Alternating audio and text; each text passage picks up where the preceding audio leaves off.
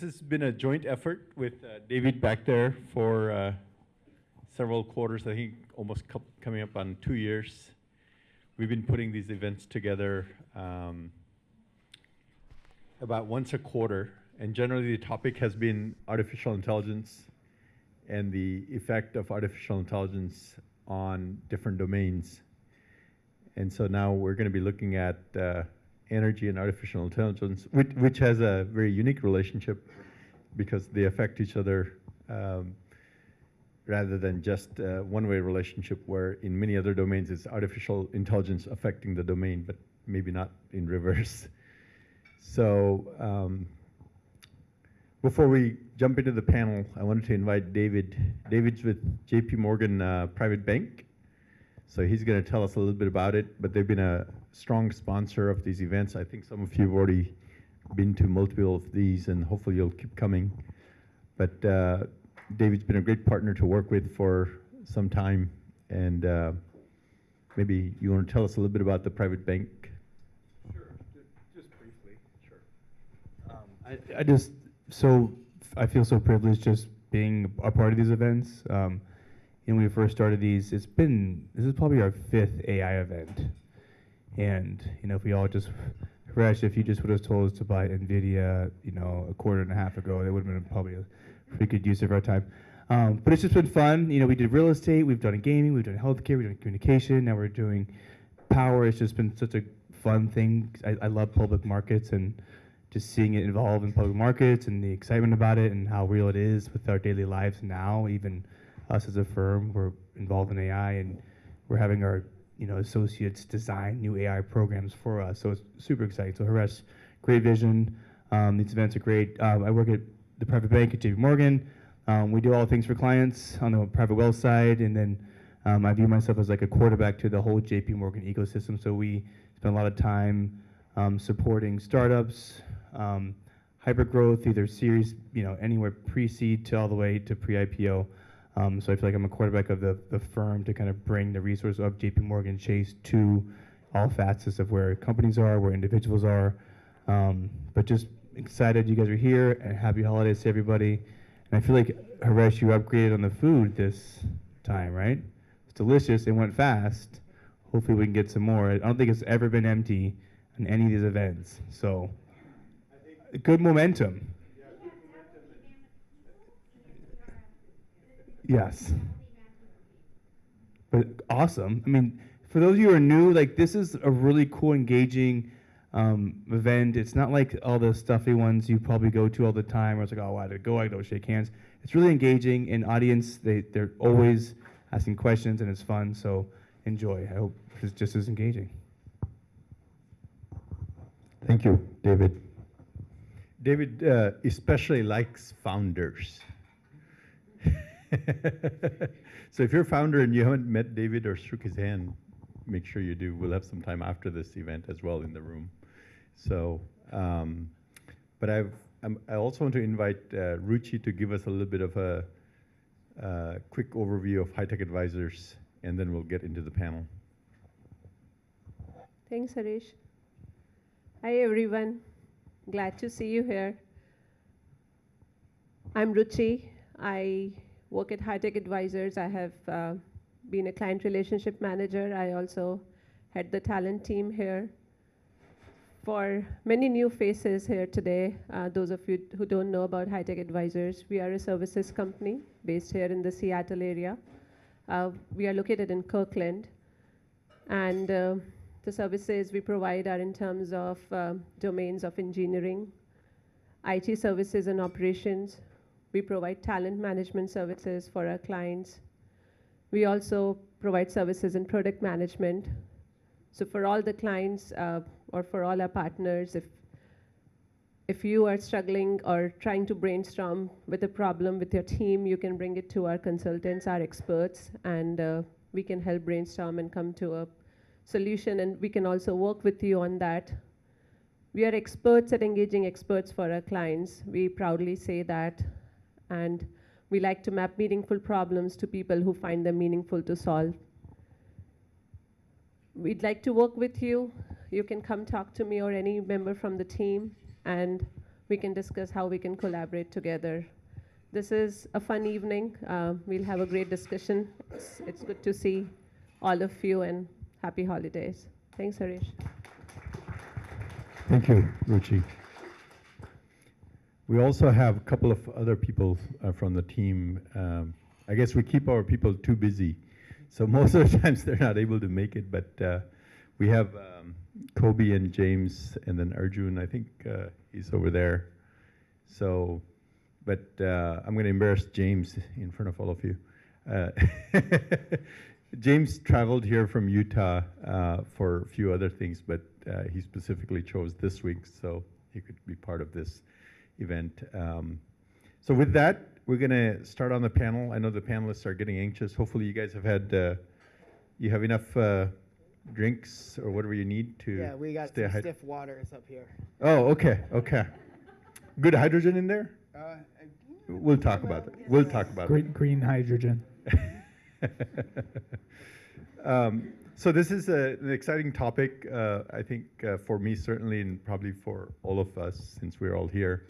And the panelists were generous enough to volunteer their time and their energy and their expertise. So hopefully this will be an exciting and lively discussion. So we're going to start with some questions and topics that we panelists had discussed earlier, and then we'll do a Q&A towards the end, if that's okay with everybody. So with that, I'm going to ask each of the panelists to introduce themselves, and since Andy's right next to me, he'll go first. Andy Weinstein, go ahead. Thank you. Hi, I'm Andy Weinstein. I'm actually a third-generation Pepsi bottler turned waste-to-energy entrepreneur. Basically, I came upon AI and energy by accident. I was trying to solve a problem about putting toilet paper on Pepsi trucks, and then I realized that Pepsi trucks could actually use the backhaul capacity to bring back waste streams. Then that led me to another path, which was like, what do I do with these waste streams? Which then got me into learning about large amounts of food waste around the country and how to convert that into a common product called hydrochar, and gasifying that into hydrogen, food-grade CO2, and carbon ash for EV batteries, and a ton of carbon credits in the process. So I'm here kind of newly into the energy space, but I'm really excited because I think AI is really going to change on a macro level a lot of the dynamics in power generation across the United States and the world. Hello, everyone, and thank you, Haresh and Hitech, for having me. My name is Jonathan Azoff. I am one of the co-founders and general partners at a deep tech venture firm called Snowcap. We invest in the commercialization of science. We specifically look for technologies that can generate massive returns and at the same time reduce pollution or other externalities that we don't like. My background is actually in computer engineering and electrical engineering. I spent 20 years in San Francisco building all the venture-backed businesses that, well, many of the venture-backed businesses that you might be familiar with, but moved on from that through a nonprofit called Sweet Farm, where I got involved in supporting scientists and helping them break into these sort of novel fields. From there, I met my partners, a nuclear engineer and a mechanical engineer, and like a bad joke, we started a venture fund. So happy to talk more about that later, but that's me. Thank you. Hi, everybody. I'm Aditi Garg, and current role, I'm working with Microsoft in Azure Engineering, working for their most strategic AI startups and ISVs. And prior to that, I worked for 20 years in consulting in data and AI space, starting from the era when it was just data, then data warehousing, then business intelligence, then AI. So it is shifting. Ultimately, the groundwork is still data. But my connection to sustainability is having lived in one of the world's most polluted and populated nations or regions to the most forward in sustainability, which is Nordic countries, for an extensive period, and now to the most consumeristic society. I think somewhere in this journey, I got the sustainability bug bitten, and having worked with, again, the customers from Iceland to Bangladesh, from Australia to Brazil, I see customers' requirements, their priorities, and that's where I'm here in front of. Thank you. All right, thank you. So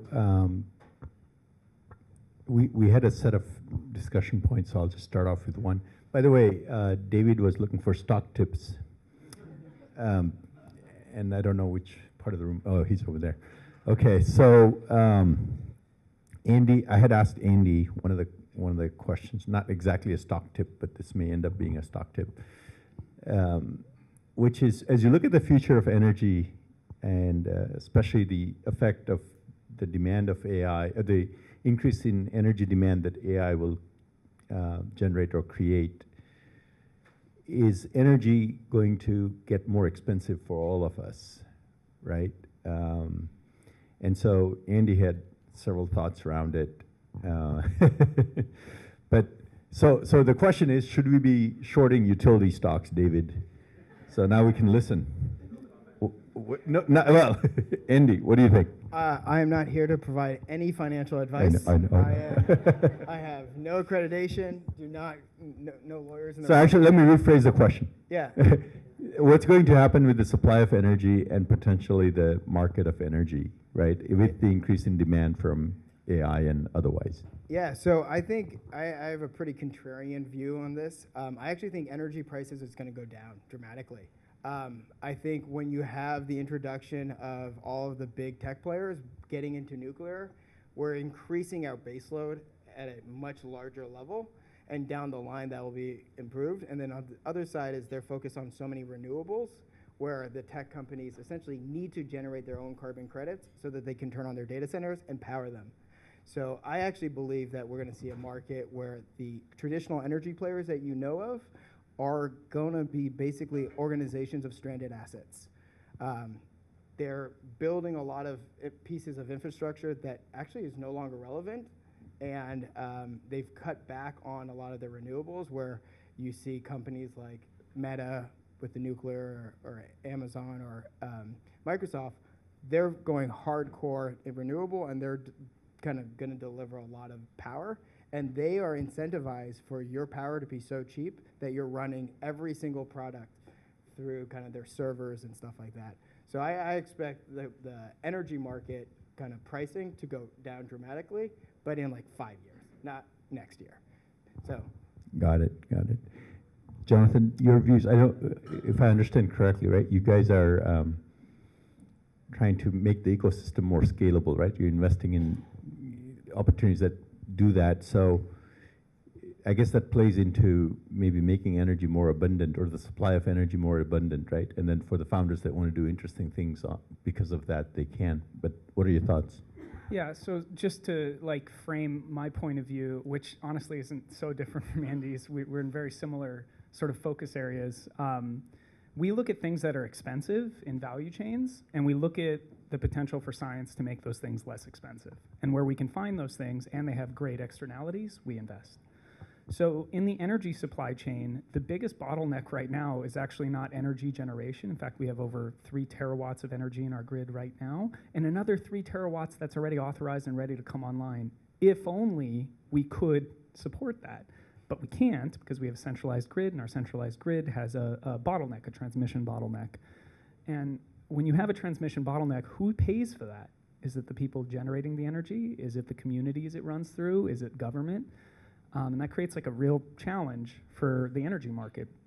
So it's interesting, the approach that big tech's taking is like, well, I'll just put the energy right next to what I need, and then I'll have it. But I think the reality of what's going to happen is they're actually going to over-index on what they need, especially because AI will become cheaper to operate. It will become less energy taxing. And I'm not just like sort of hyperbolizing or guessing. Like there's evidence. There's research out of Berkeley in China that changes to the core algorithms in LLMs have already been shown to improve energy efficiency to the point where you can run them on the energy that runs on a light bulb. So we know that it's possible to run these things with less energy, but we've modeled, because the people who are doing that research are not the same people in the finance room of Microsoft or Amazon. Like they're modeling it based off of today's needs. And so what'll happen, I predict, is that we'll actually have an overabundance of energy, and they'll be forced to give the energy back to the grid. So in the same way, I kind of think we'll end up paying less for energy because they will have over-indexed on how much they actually need. Any thoughts, Aditi? So if you look back 2 centuries, energy conversions have been happening from wood to coal to oil to gas to now going towards solar and wind. Earlier sources which were non-renewable, the conversion were happening because non-scarcity of those resources. But what we are heading for is not having a limit. Solar and wind are going to be there till humanity is. So if we cross the barriers of technology, I think we will have abundance relating to those points John made. So definitely in the longer term horizon, energy will be cheaper. That's my view. Yeah, I'll add also, she talked about like solar and wind, but I think waste streams are actually where we're going to generate a lot of localized energy, and that's basically my big bet, is because we are, like she said, a consumer nation. We are producing so much trash, and our food, our production, and everything like that. The whole supply chain is overfilled. We have giant piles everywhere. That is going to be actually our feedstock for a lot of local power, and it's going to help kind of balance out the grid and not be so dependent on a windy day or a sunny day. So it sounds like there'll be plenty of energy in the future, and so there won't be as much contention, I guess, with other uses of energy, not just AI, right? And so it's maybe likely a match made in heaven, more likely than than otherwise. Switching gears a little bit, I guess going back, Jonathan, to your point that we're not set up to handle the grid, and other infrastructure is not able to handle additional energy or additional usage potentially, right? So is there any hope? What gives you hope on that front? I don't think you can have the job I have if you don't have hope. So lots of solutions. Of course, waste energy, one of my favorite, absolutely one of the coolest things. We, pre-pandemic, as a globe, we reused about 8% of everything we create. So if you created 100 light bulbs, 8 of those light bulbs will come back to life in the future. After the pandemic, we're closer to 7%. Okay, so we're actually getting worse at reusing stuff, not better. Now, one might look at that as a tragedy, and indeed it is a tragedy, but one might also look at that as an opportunity. And I sometimes say to folks who might be particularly sarcastic about circularity that, who else is in the trash business? The mob. Do you think the mob doesn't like making money? There's money in trash. And we just need the collective willpower to find the profitable business models in trash. And so, agriculture is a huge producer of waste. Agricultural residues come in 2 forms. The stuff you can, turn into other products like food, and then there's, products that we don't know what to do with, and they just decompose, and they actually cost these agribusinesses money to deal with. Well, those things can be turned into energy and all sorts of interesting other products that could power our economy. So that's one way you can get distributed energy. The other way is to start build things in a distributed way, build distributed communities that run on their own power, that don't need a grid, right? This is kind of what Texas hopes Texas can be, is this. So I think those are some ideas that give me hope, and we're still learning about some of the business models that could make that happen. So for me, AI is an example. We were all knowing about AI in front of us for the last maybe 50 years, but we were waiting for the right moment with the right research and right billionaires and the companies to fund it to make it happen. And same is with energy. We are looking in front. Oh, energy storage is something to be solved for. Smart grid is something to be solved for. But who is ready to fund it? That is what we are waiting for investors, John. Mm-hmm. Yeah, and I actually think where the solution has come is that essentially the tech companies have filled that void where a lot of the traditional people that we're expecting, like the billionaires and the oil and gas giants who are like, hey, maybe I should do some, future-proofing of my business. They have chosen not to, and it's created this opportunity where companies, the big 7 are like, oh, wait, look at my cash position. If I try to buy a company, I get into an antitrust lawsuit, but I can build nuclear power plant and nobody's going to say antitrust. So now I have a way to use my cash flow or my excess cash and at the same time support my entire business model, which is essentially selling compute.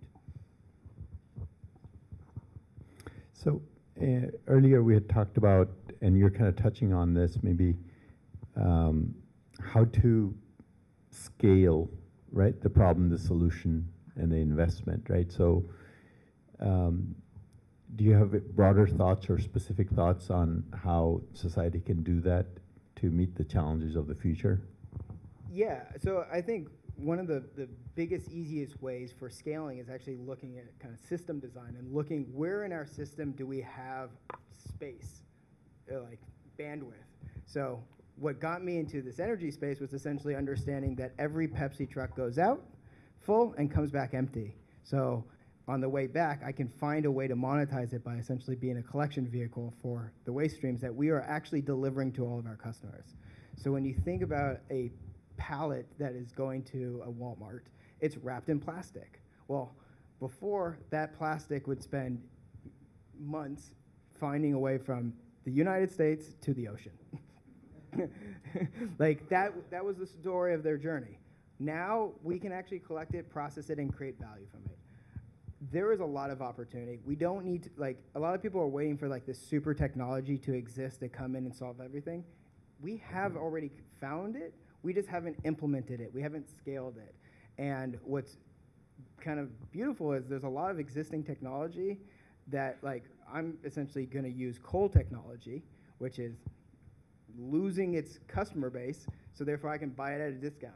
And therefore, I know it's available, it's well tested, and it has all of these things like permitting and talent easily accessible. And that's where we're going to scale, is using existing talent, existing relationships, existing technology, and just essentially rearranging the chess pieces on the board.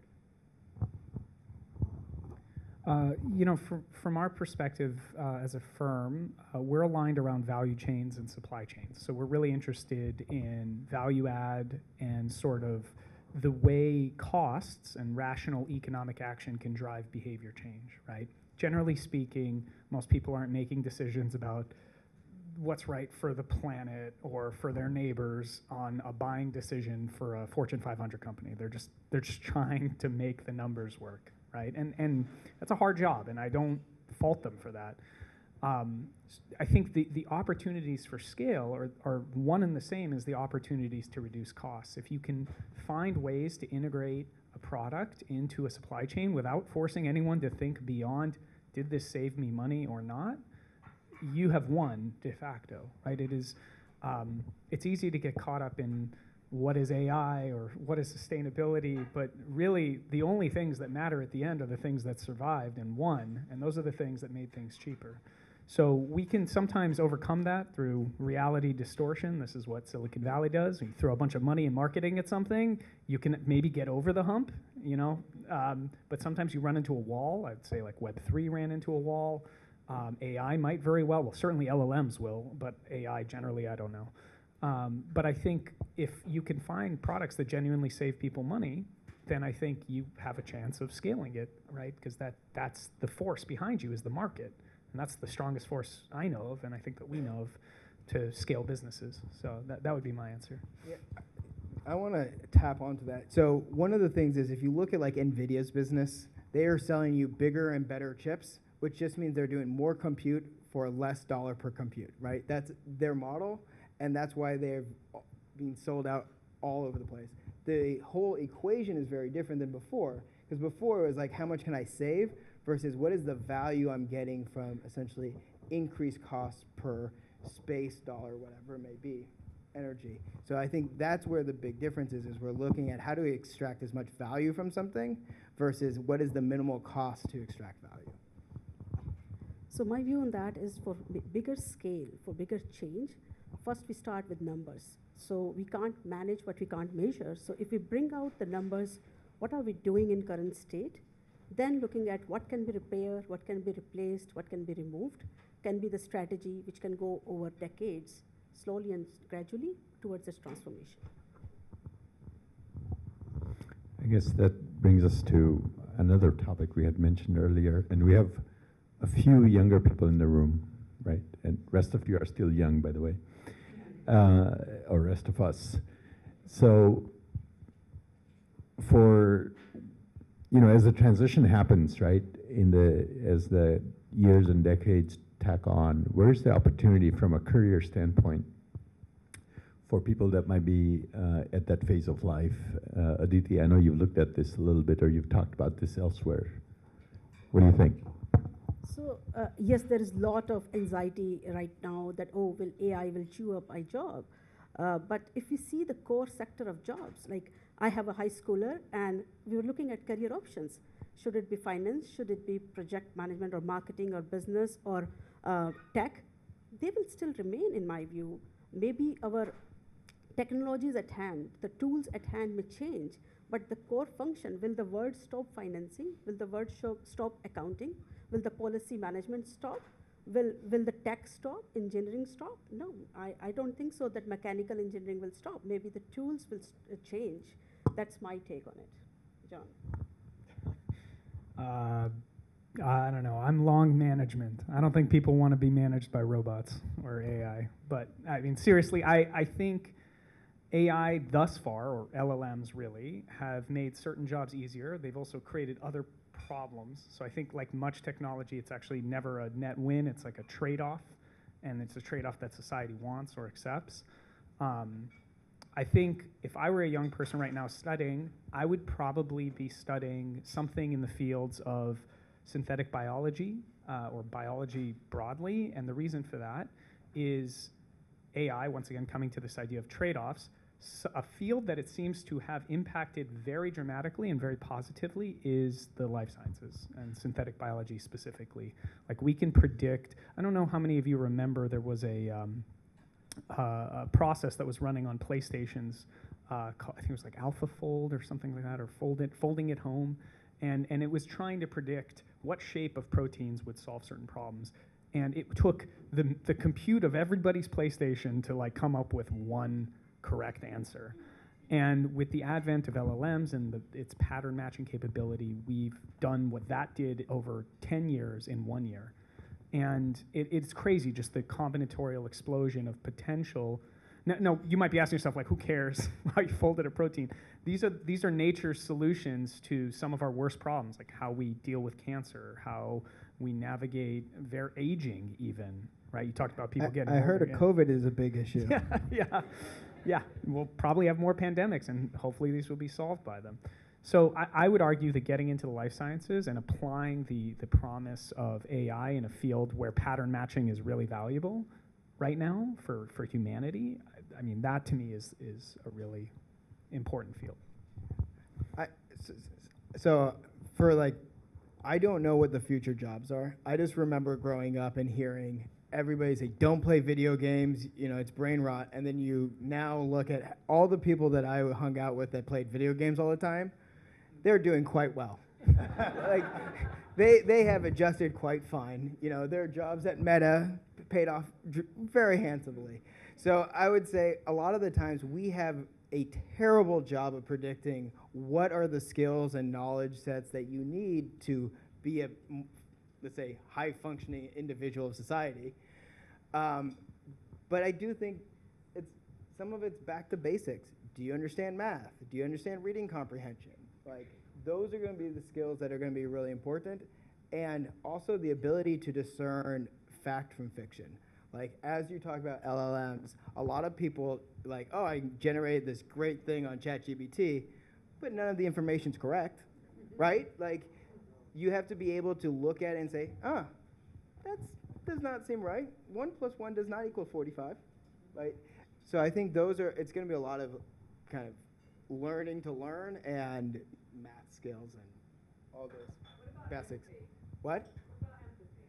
Well, I think empathy is important, and I highly believe in it, but I would say from a skill set that you train people, that should be more of a society level versus like, if you're more empathetic at 5, you're going to be, a CEO at 20, right? Like I think those are not, there is direct relations, but it's not there's indirect relations, but I don't think it's as strong as determining who's going to be a future thing. Because I have friends who were assholes as kids, and now they're fine. Like people grow, right? Like, yeah, they grew up. Well, you know, some of them learn from mistakes, but like, we all dealt with it. We all had those friends who are really cool younger, and now they're like, you know, sociopaths.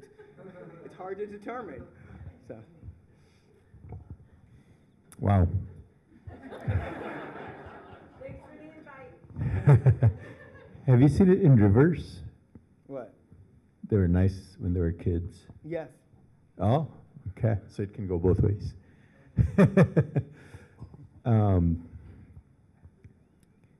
How will AI actually help solve the energy problems? I guess, so like you're saying, in biology and life sciences, it has great potential. It's already being applied now.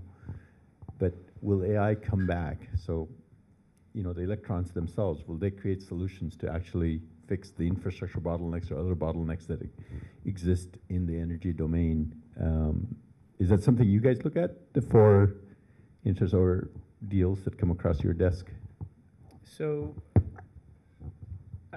AI, well, first of all, when we talk about AI, I just want to be really specific. We're all referring to LLMs, basically, at this point. There's other types of AI, but generally speaking, that's not what people are referring to. So if the question is, how can LLMs solve the energy problem? I think, well, as I mentioned, I see the biggest bottleneck, at least domestically, to scaling energy is actually our grid, the one thing nobody talks about because it's not sexy and it's incredibly complicated and expensive. I think AI does have the potential to have an impact in that space. It does, unfortunately, have the burden, and I've seen some, God bless these entrepreneurs for doing this, but they are like working with the utilities to try to scale these technologies, and it is awful to watch the sales cycles on these. But you know, effectively what they have to do is they have to get these technologies into the utilities. The utilities have to start using them for planning, and then that lowers costs to all the projects that are spinning up energy. But that's, in our current grid system, that's how it has to be done. We have a centralized, regulated grid system, so any solution that could optimize our grid has to be worked through that system. It's not dissimilar from healthcare, unfortunately. And so, yes, AI can solve or help solve for it. It has an unfortunate path in front of it to actually get implemented. Yeah, I think you're focused more on the grid side, but I think where a lot of the AI solutions where it's going to help energy consumption is actually just like designing better modeling, right? How is this data, what is like the data, let's say the electricity commitment necessary for this process to happen? You can reorganize things in a more efficient manner. And I think that's where we're going to see a lot of growth in the use cases of AI is just our phones and stuff like that all are loaded with technical debt, and it's going to be cleaned up with AI. That's going to be the biggest change. I think what you talked about with dealing with the, let's say, the public utility districts or energy departments, it is a long sales cycle. It is also dealing with people who have zero incentive to move fast. That's kind of the biggest thing. And I'm a mentor at sustainability at Plug and Play, which is a large corporate VC. And one of the things that I keep on recommending to the startups is don't play with big players. They have different schedules. They have different requirements. They have no bandwidth. And their budgets that they say they have is half, if not a quarter of what it actually is. And they'll deliver it delayed by the time you're broke and you've already had to let go of your entire team. So, like, there is a big problem with how large organizations operate, and I think maybe AI can help fix that organizational structure. So my take on that is energy production and energy consumption. Both are very complicated today. They are decentralized. In the same, like without even enterprise view, our own home, we might have a electricity supply coming on from the supplier, then we have solar panel, then we have battery pack, all in a single home. How to centralize, how to use it is a complicated solution. And this is where, if we see at scale, AI is the only hope to solve it.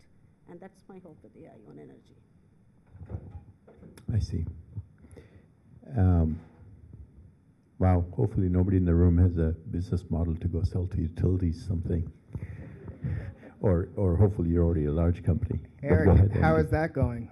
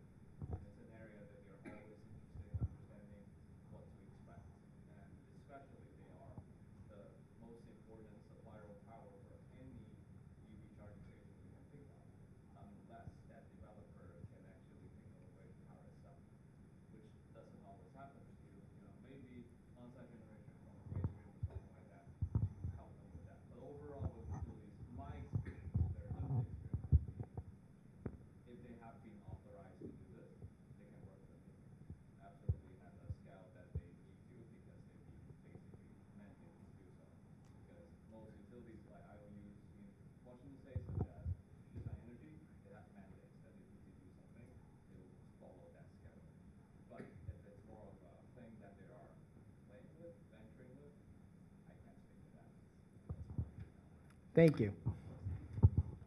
I guess we're having some questions. We're starting to take some questions. So I was going to ask, so it looks like, I guess if I was to summarize what I've heard so far, is that there's a lot of hope and a lot of positive things coming in the production side of energy. The grid is a constraint, but it will also be worked on. And if you're producing energy closer to where it's being consumed, maybe what the big tech companies will do, then the dependency on the grid will be smaller, right? And then it looks like we'll be using AI to improve all aspects of energy, but also on the consumer side, right? So you have production, you have distribution or transmission being affected positively, and then you also will have consumption being affected positively. So I guess I maintain my initial assessment that it is probably a match made in heaven as opposed to the other way. So I know that the audience has probably some more questions, but I wanted to ask a couple of thoughts from you as anything you might want to summarize or reiterate or something new that you want to leave everybody with. Another question which I wanted to save as a bonus, so I didn't tell you this earlier, to all of you is there something that we will see in the energy domain, or like an energy appliance or something, or will we all be producing energy at home in some capacity, not just solar cells on our roofs? Like in 5 years from now, will there be some futuristic invention or something that's a product in our homes or at a consumer level that doesn't exist today, or it almost seems impossible? So kind of two questions. Should I go first? Yeah. All right. Looking at Jeez. Predict the future. Well, first of all, on the topic of AI, AI is part of software. And what is the role of software in our lives? Software is an optimization of existing systems. Any software you use, maybe with the exception of games, is an optimization of existing systems. And my job is not just to look at existing systems, but it's to look at all systems and figure out which ones are best benefited from optimization and which are best benefited from first principles change. Right? That's a very important distinction. And so where AI makes sense for optimization, and that is the best path for lowering costs and externalities, then that's where AI is going to be applied. Once again, I think biology, synthetic biology, is a field that will see the biggest changes in our lifetime in terms of the drugs we get, the treatments and care that we get. That's a place where AI will and is already playing a massive role. But there are other systems where we're trying to AI our way out of the problem, and I'm not quite sure that's the right approach. Sometimes this is referred to as a solution looking for a problem. Give us an example or two.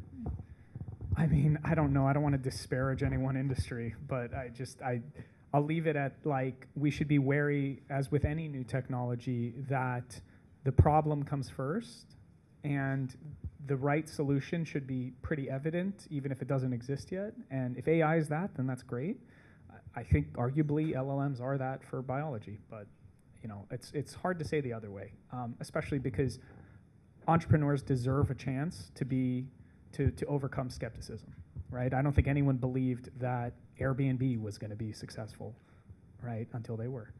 And so I think it's important not to be overly skeptical in my position, but at the same time to recognize that, like, when you see the right solution for a problem and it's staring you in the face, invest as quickly as you can, because your window might pass.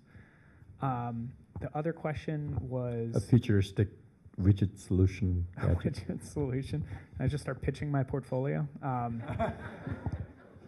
Yeah, I really, I hate to just put Andy on a pedestal, but I really love waste to energy. I think we're going to just see so many products built from waste, from things that we just didn't know what to do with. And those products are going to be cheaper, better. Like, everyone's going to win. And we don't even have to talk about the environment as to why that is. As to what those products are, I mean, who knows? It might be your cups at Starbucks or something. But, like, we'll all be better for it, and we'll be spending less as consumers as a result. Hopefully it'll be better than the black spatulas, right? The plastic spatulas. Thank you for the pedestal. No, I do agree that obviously I'm completely biased. Waste to energy takes local problem and creates a local solution.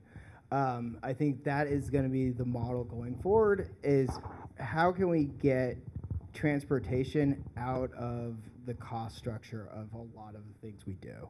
Right now, we essentially are exporting jobs and stuff like that to who's the lowest paid person we can do remotely. I think those are the type of things where we're not gonna have to deal with it if we're processing our local waste. Places that do large amounts of agriculture have a huge amount of opportunity for waste energy. And for like a small solution that I think will have a large impact is actually solar panels on glass. I think being able to generate power everywhere and not having to have massive like power gen is going to be a big game changer. It's not there yet. So I will add on to Andy's point. So economies of scale. So if you are saying 5 years horizon, then what we have right now, costlier will become more accessible in every home. On an enterprise scale, I see that the big move that the big players have done with smaller nuclear reactors, maybe we will see that moving forward with more and more enterprises. Like just before this session, I was talking to and they're telling that in China, there are so many smaller nuclear reactors in every island. Maybe that's the vision we can see in 5 years that will solve the energy problem. Great. And anything futuristic you're predicting for widgets? So I'm not predicting any new completely technology available at home within 5 years, but energy storage is one thing which I'm very hopeful that is needed. Hopefully we get the right investments and we do not run any longer energy projects on subsidies and debts. We get real investments to make innovation happen, which is right now lacking in energy sector. Okay, thank you. All right, your turn now. It looks like a lot of questions. Ash has a question. Very simple question. We're blue and red, but I'll ask the red question. What's Trump going to do to energy policy? We'll come back to it. Wailing.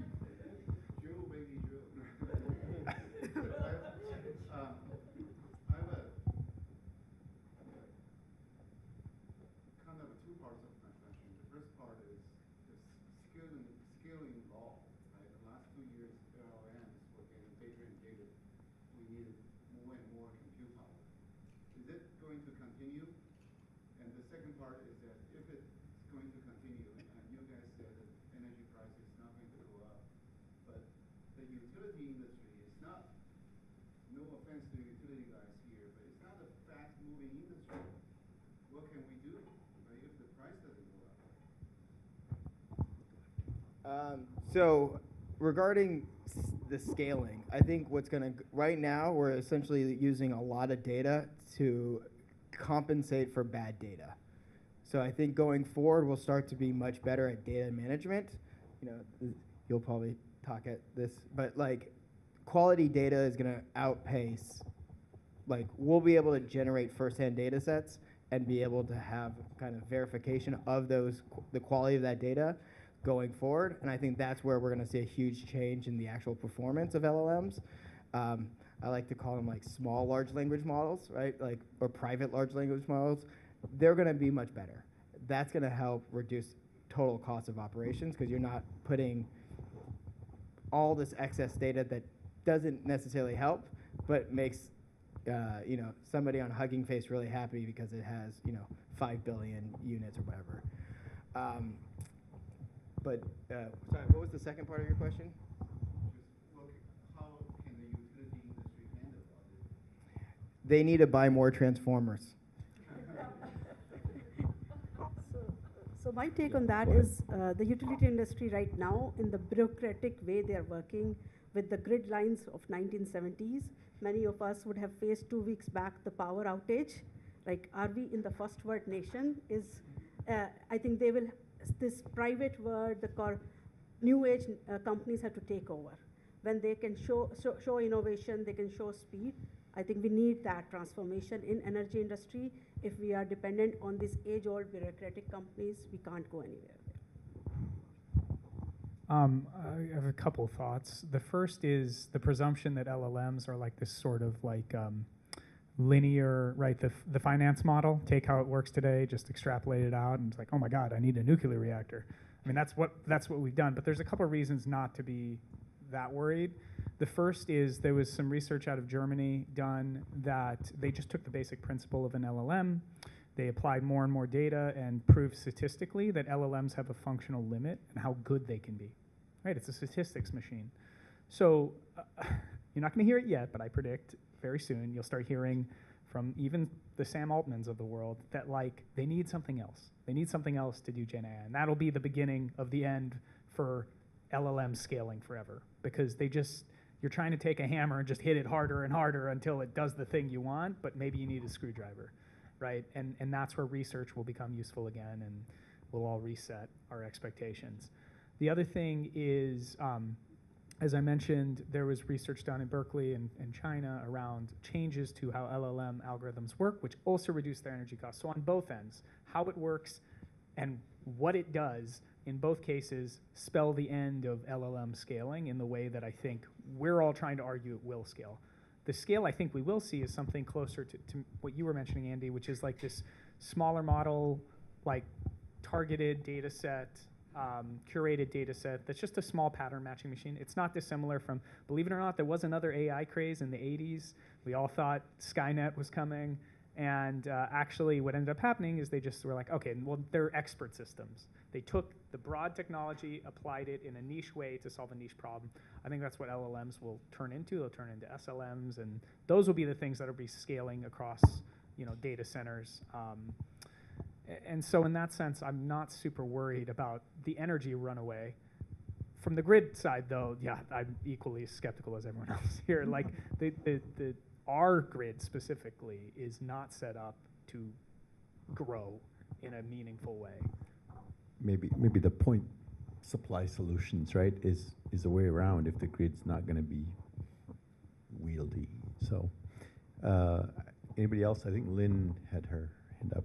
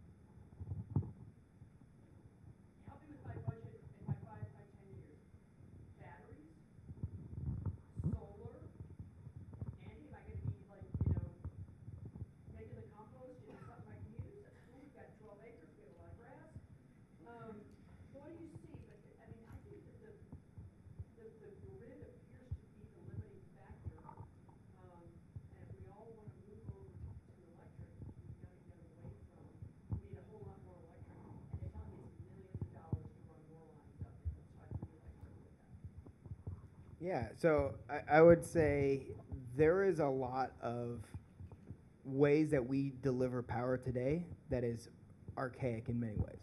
A very simple thing is, why do we have so many power lines above ground?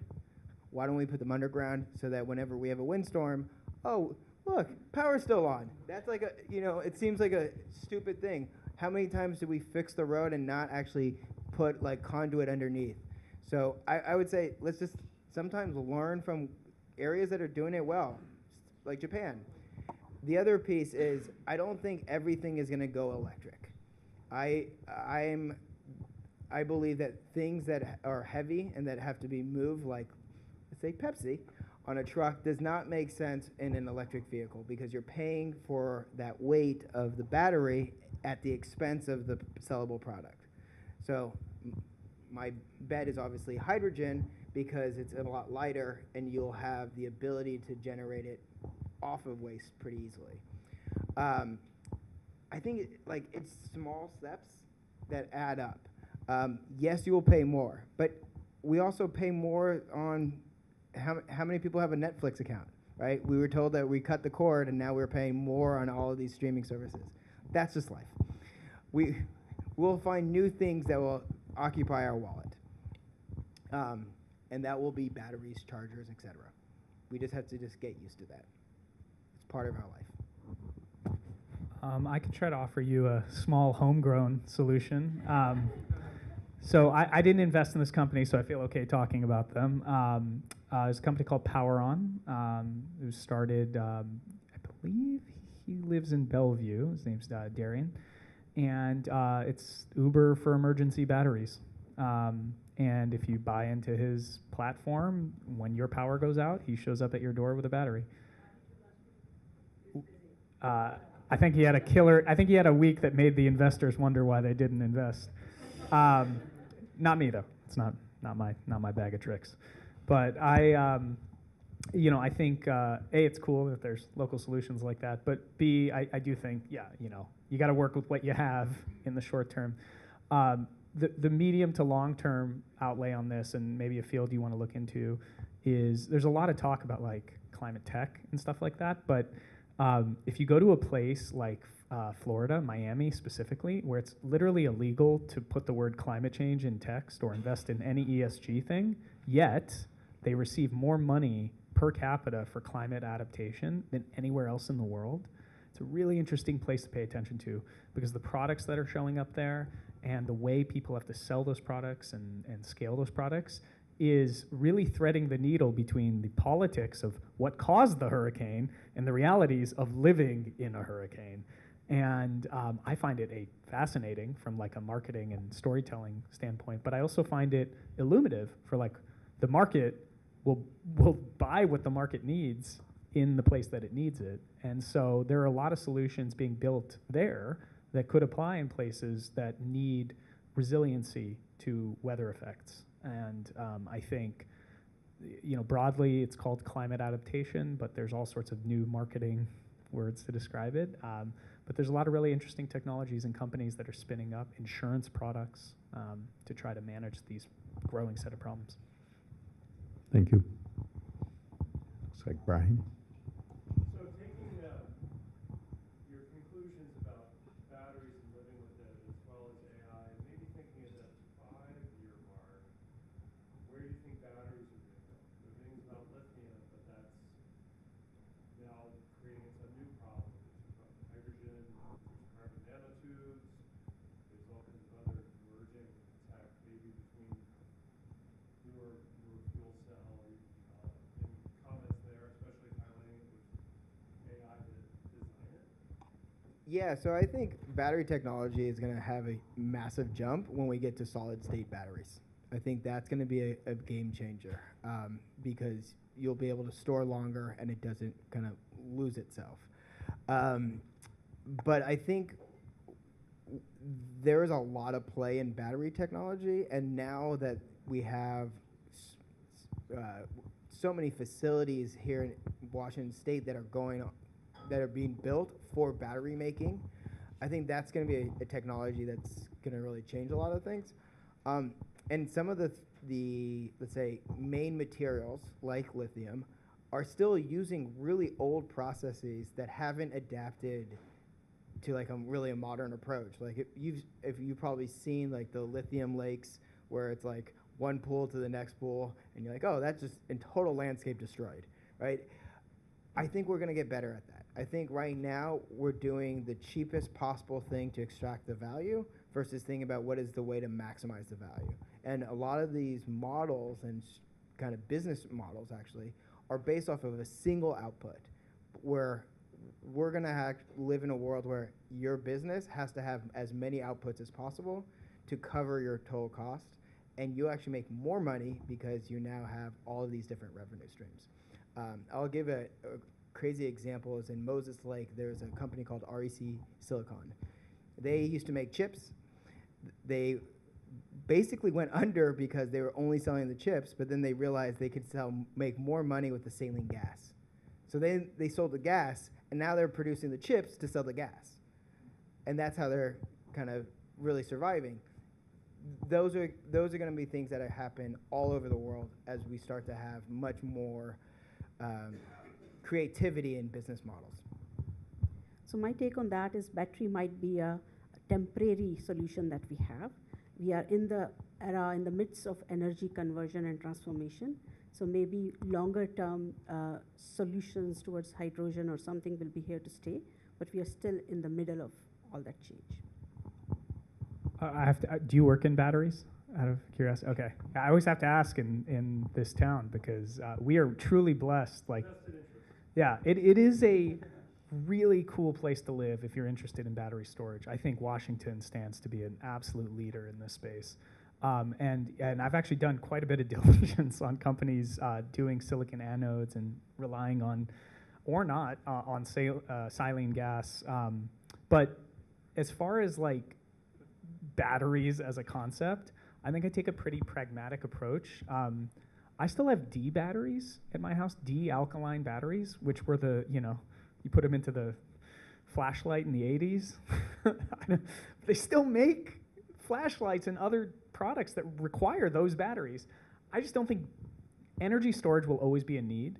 And even end-of-life EV, right? We're starting to see the first Leafs come off the market.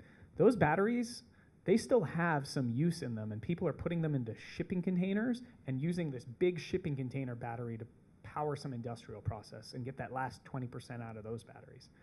I think we dramatically underestimate our desire for energy storage and the benefits of energy storage that's reliable. And I think as a result, one of the burgeoning industries we're going to see in the next 5 years is battery recycling. So we already have some early examples, but it's really bad. They basically take batteries and chip them up and make this stuff called black mass, and it's dirty and toxic, and they only get the cathode out and they sell the salts. We're now seeing technologies come online that can extract both the anode and the cathode and critical minerals, so you don't have to go dumpster diving in landfills for copper and other stuff like that. It is, I think, the biggest change you'll see in the battery industry is not necessarily new battery chemistries, though those will exist. I think you'll actually see better reuse, better, more functioning supply chains that allow for more Americans to have access to energy storage, which we surely will need if we're going to go through a mix of energy production mechanisms. I have a question. How many people here drive an EV? Okay. Look, about a quarter or a third. How many people have a battery at home for storing energy during the off hours so that you can charge your basically car any time of the day and not have to wait at night until you plug it in? Thank you. We have one person here. That's the future. We're going to have, everybody's going to have a battery at home. They're going to have a charging system. And that's where I see the big change. Is essentially all of these things that we're essentially exporting to other people to do, we're going to bring into our house. And that's including battery storage. The best capitalistic society, right? Maybe a couple more questions if we have them. Anybody else? Vitali, go ahead. So we have spoken about the grid being the bottleneck. And historically, we're using alternating current because it was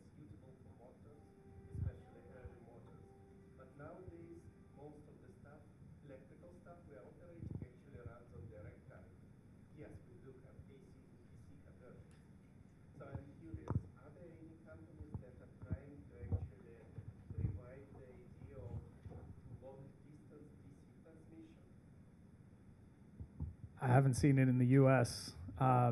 It's one of those things where people look at the grid, throw up their hands, and go try to do an AI startup instead.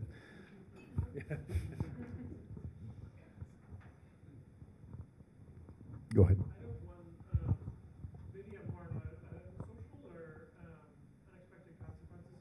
We started with this idea of Google and antitrust, and then you kind of just mentioned the company of the future will be involved in multiple revenue streams, multiple products, from the waste products to product A, et cetera. And this is kind of a two-parter, but throw away one part that you don't like. And then the piece about kind of a more distributed economy where my energy is coming from a very local source, putting on local need, local production, and away from a quasi-complicated public grid that was started in the 60s with this Great Society idea. What are the social consequences of moving to energy closer to home? And will there be policy changes needed or policy incentives to kind of reduce some sort of negative externalities we might see? So I think that's a good question. I'm not sure where the social dynamics are going to change.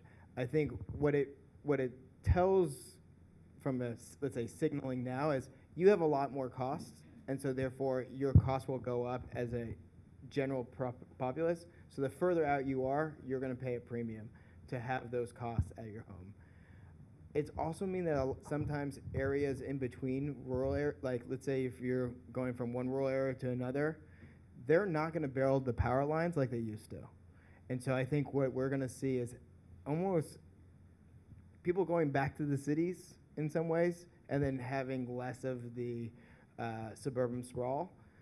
But I think it's almost like too early to tell, especially because we're dealing with so many different variables and inputs. Like we had 2 governments collapse in the last 2 days, right? And both governments are very key parts of the supply chain for energy and batteries and stuff like that.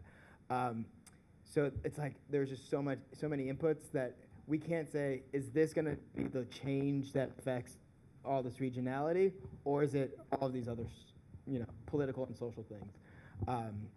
So that's my non-answer. Go ahead. Yeah, so policies and standards are not keeping pace with the technology. That is a biggest flaw that we see. I came across a fact that our insurance company, the standards they are using to review or approve our electrical business were framed in 1880 when Chicago World Fair happened. That was the first time electricity, it was a fair fully generated, and they had to get an electrical engineer to review and approve the insurance. And they are still using the standards defined at that time. If this is the case, then we definitely need some upskill. Last question. Go ahead.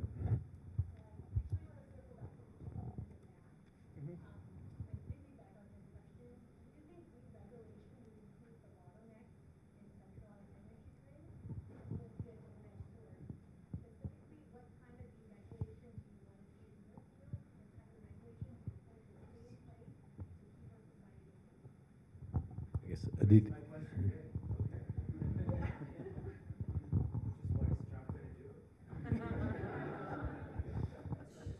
I think Texas, look at Texas. Texas is already deregulated, and they suffered one of the worst outages in recent history. At the same time, they've moved to renewables faster than any other state. So I think there's like this fun irony where when you separate the market dynamics from the politics, you actually see the thing you want while they're saying the other thing. Florida, another example. They're getting more money than any other state to deal with climate, but they can't talk about it. And so I mean, I don't know. I feel like deregulation will help the transition, probably. But at the same time, everyone's going to be screaming bloody murder and pointing to short-term anecdotes about why it didn't work. But I look at Texas now, Texas 10 years ago, and it's a green state practically. They've moved faster than California does, and California's banning gas cars pretty soon. So I don't know. It feels like I probably lean towards deregulation on this topic. I'm going to give a non-answer. I think there are certain things that have to be regulated for safety and security, and kind of, you don't want to have, let's say, a open live wire just hanging on the street so that anybody can charge their car. The rules that are currently on the books are very old, as we found from 1880s. It's a good year, like a fine wine. But I think it's almost like we need to holistically approach all of our energy policy and create have every state start talking to each other and stop playing against each other is going to be the biggest change. I think we'll start to see that different regions have regulations that make sense, but they're in the, let's say, general zone, it's going to be towards deregulation over regulation. So maybe last 30 seconds on that. So striking the balance between not making it over complicated and bureaucratic, that they don't let things move, to keeping it completely free, that the number of spaceships and the satellites being launched every day with no cap and leading to space pollution and nobody questioning it right now. So keeping a guardrail might be a right balance to let innovation happen, will be my take on it. Harish. Thank you. Can I say one thing? I just think people will find this interesting on this topic specifically. During Obama's final term, the policies in place allowed for the creation of many solar projects that never actually went online during that term. And during Trump's term, his first term, we saw an increase in solar, far and away more than during Obama's final term. And you then go into Biden's term and the passing of the IRA and the GDRF funds, billions of dollars already deployed, but not actually implemented in their final projects. And so I actually predict, weirdly enough, that we'll probably see more of the same. We'll see a lot of these projects come online, and I think we forget that the impact of a given regime occurs well after that regime has left office. And so I mean, yeah, deregulation will have some short-term impacts, especially if there's technologies that are ready, but also I think we dramatically underestimate how many people just received massive amounts of money to do really interesting things related to our grid and energy, and we'll see those come online in the next few years. I guess, Ash, I had told you we'd come back to your question. We answered your question.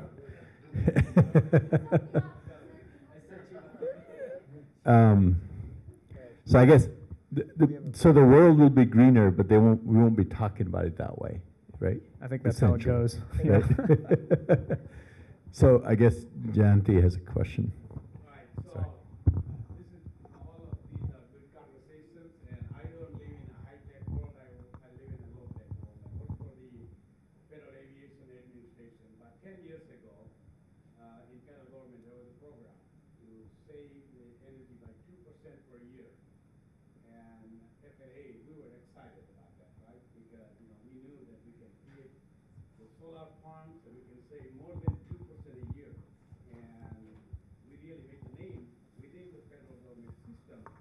But now we're coming to a point where I call the energy saving saturation point. We have done whatever we were able to do. Now we are at a point, we committed to save 2% energy every year. What do I do now? I don't have any options to save further. Yep. So that is where replace and remove comes in. You can optimize only up to a certain point, and that's where technology needs replacement. And maybe obsolete processes needs to be removed.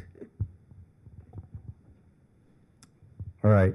I think this is an exciting maybe thread, but we have to close, and then you guys can maybe talk privately. But thank you so much for coming, but I want to thank the panelists. I think they did a fantastic job. Hopefully you think so too. And thanks again to David and our team that put everything together, to all of you for coming out. And I guess we're in December, so wishing everybody a good holiday season, and hopefully we won't have any big power outages, but if we do, hopefully there are battery solutions, right, and so on, right? But this has been fun for me. I hope you guys enjoyed yourself, and we're going to do our next event, I believe in March 12th, but topic, etc., to be decided. AI? I'm sorry? Is it going to be AI? Let me ask ChatGPT what it should be. Where the demand's going to be, right? So just before you leave, by the way, the bar is still open. We have some time if you wish to refresh yourself, especially the panelists.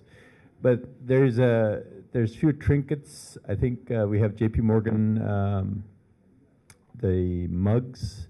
We also have some boxes of chocolates. So hopefully you'll grab something on your way out. But thank you so much, and great evening. Thank you.